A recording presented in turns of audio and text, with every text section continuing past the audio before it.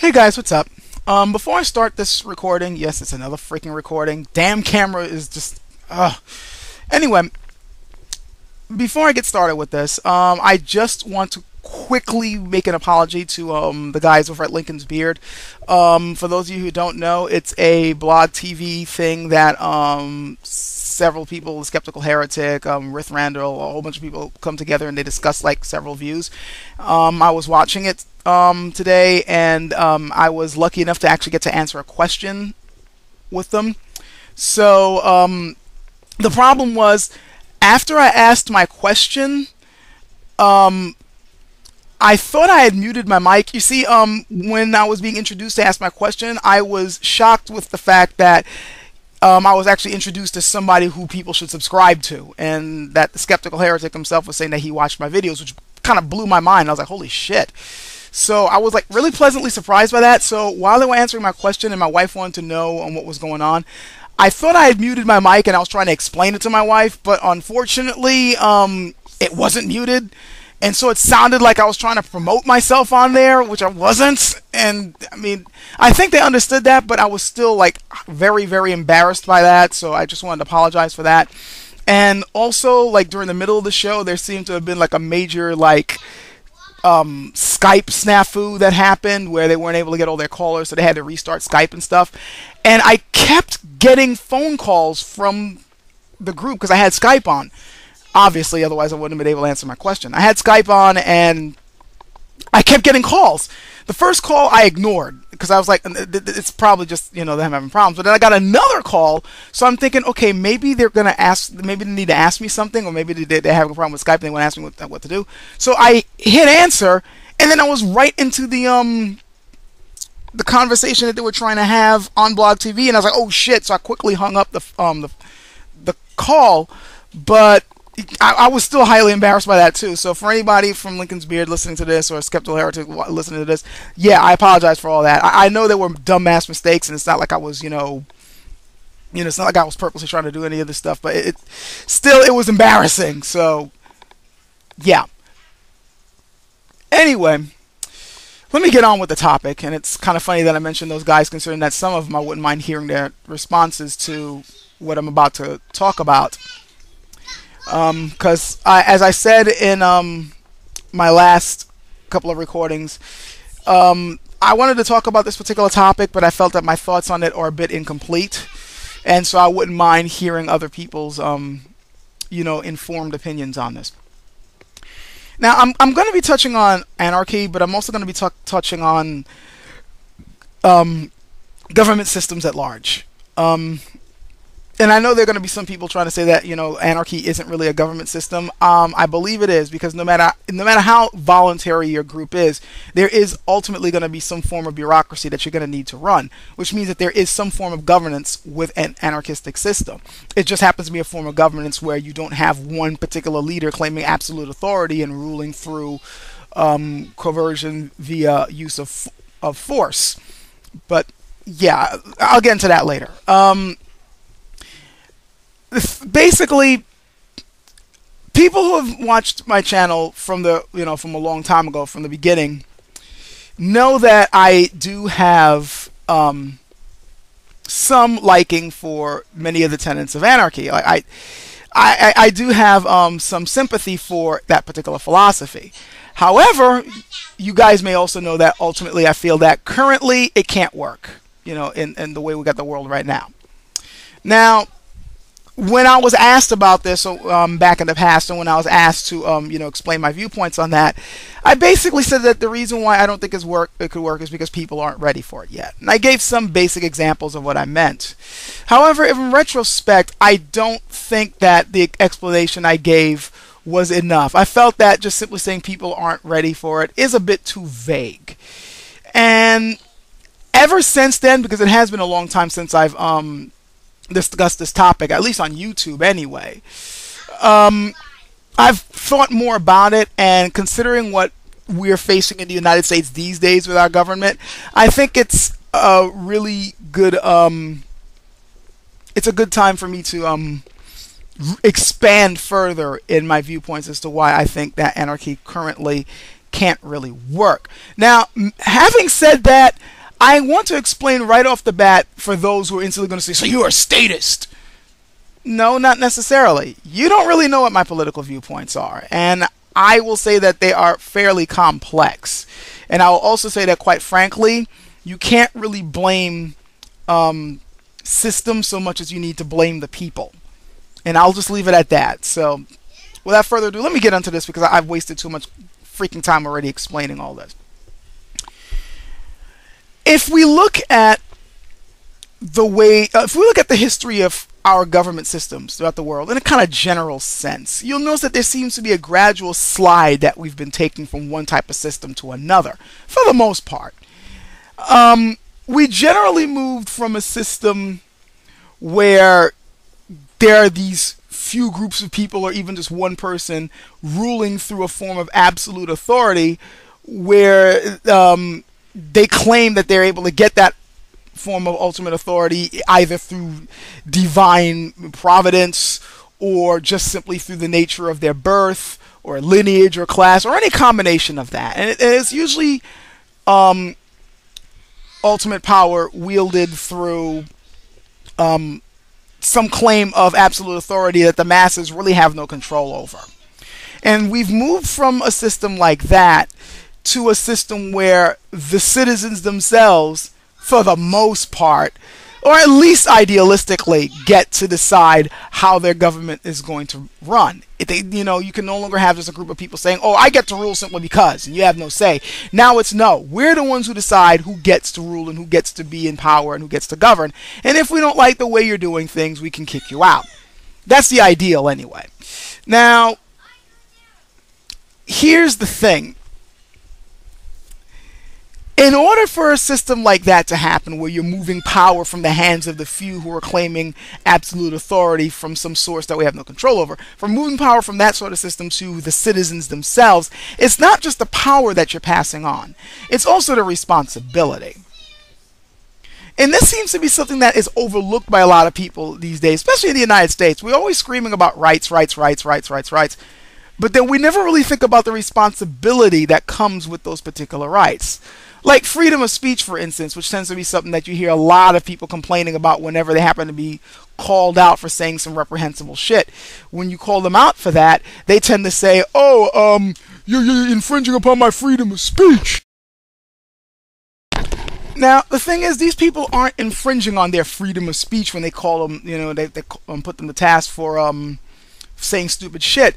Rather, they're asking you to own up to those words that you stated. If you happen to say something that is either completely wrong or highly offensive, people are going to call you out on that shit.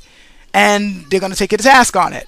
And you have to own up to those words you stated.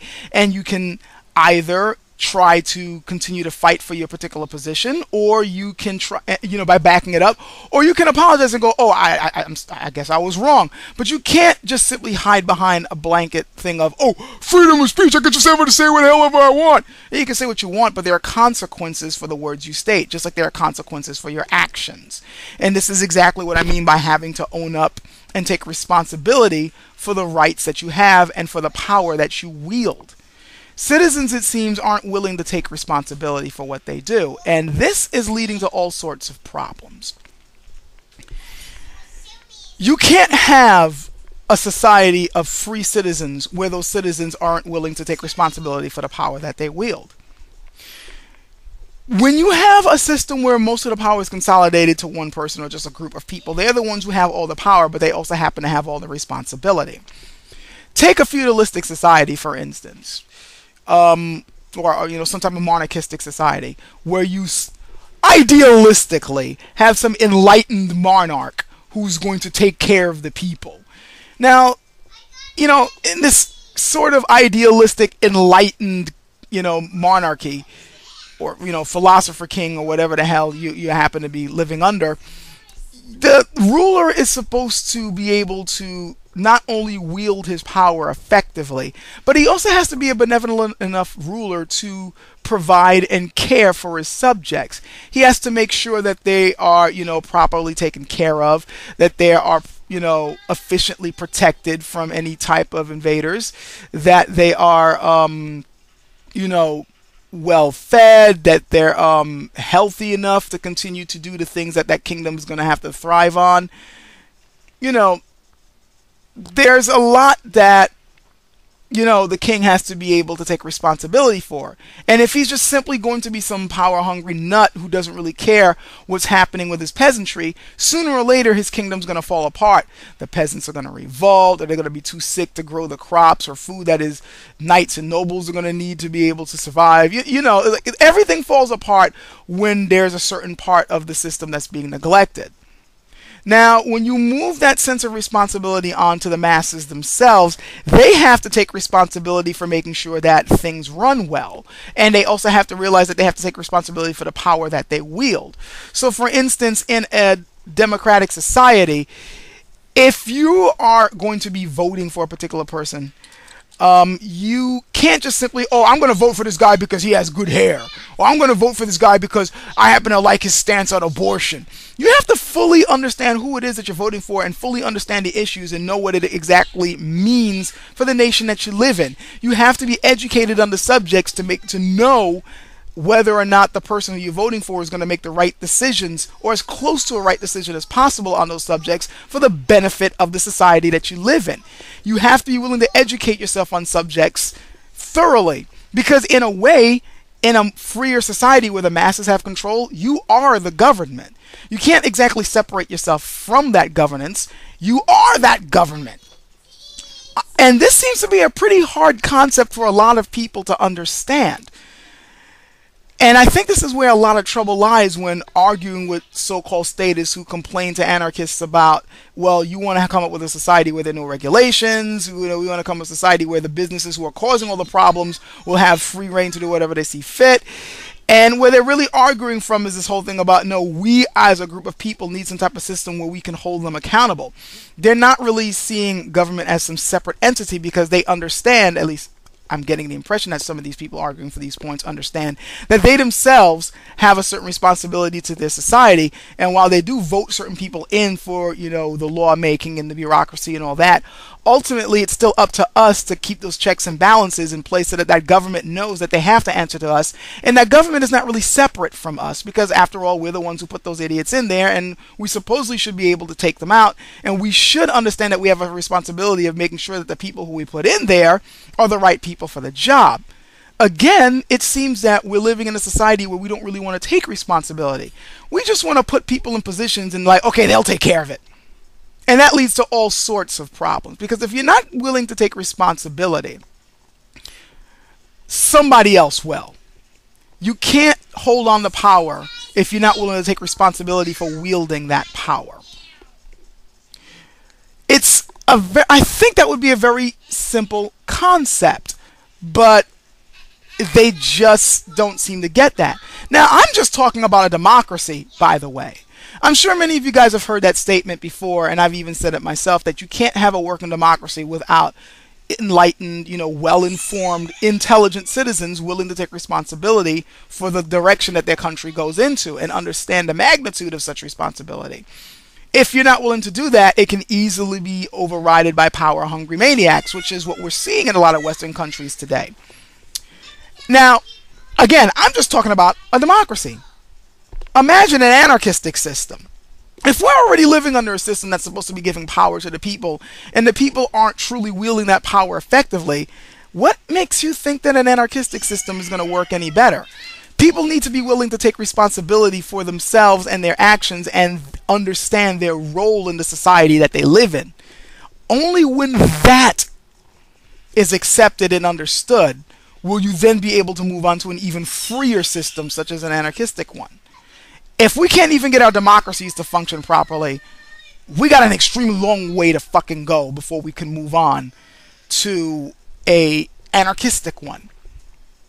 And I would think this would be common sense, but I'm still seeing people who want to kind of jump from point A to point Z without realizing that there's these other steps that need to be taken care of first. There's a hell of a lot we still need to get working right, like the sense of social responsibility. When I'm living in a situation where people don't even want to take responsibility for the fact that there are citizens living in their nation who are not doing pretty well in this country thanks to really bad policies that were made by greedy people in government who were put there because of greedy people in the populace, when we're not willing to accept that, to then ask for an anarchistic society seems kind of stupid. There's a lot we need to understand first. It's like trying to move on to calculus when we haven't even understood basic algebra yet. Now, before I end this, because there's a lot I wanted to touch on this, but I'm realizing if I go on all the points that I want to touch on, this is definitely going to be going over 20 minutes. So let me just go over this last quick point, and then I'll leave the floor for other people, and then if I get a chance to go into those other points later, I will. One other thing that needs to be understood whenever you're dealing with any type of system that gives more power to the masses is that you have to be aware of two types of vipers that can infest this sort of ideology. One are the groups of people who just simply want to jump onto this because of all the powers it gives them without taking responsibility for it. And this again is what we're dealing with right now, which is why we happen to be living in a nation where our democratic system isn't working in the way that we'd like. I mean, if it was working in the way that we'd like, we'd get representatives who actually represented us instead of, having people listening just to, all types of, business types and people who are willing to slash us but keep their own, money in their pockets. But the other type of people that you have to be aware of whenever you're dealing with systems like anarchy or democratic societies or any type of regime change type of thing that you want to do is basically you have to beware of people who are clinging to your ideology because of what they think it can do for them rather than because they respect the ideals of that particular philosophy. This is what I mean. You take, say, anarchy, which is supposedly a society where you don't have somebody ruling from absolute authority telling you what to do. Rather, you are dealing with, everyone being sovereign. Everyone's got power and responsibility. Nobody can coerce the other person to do whatever you want. And you guys collectively come together and voluntarily form a society, and you all decide, what the rules are going to be and how things are going to go, and you're all responsible for taking care of each other. But also at the same time, if anything happens, you all will be willing to do what it takes for the society.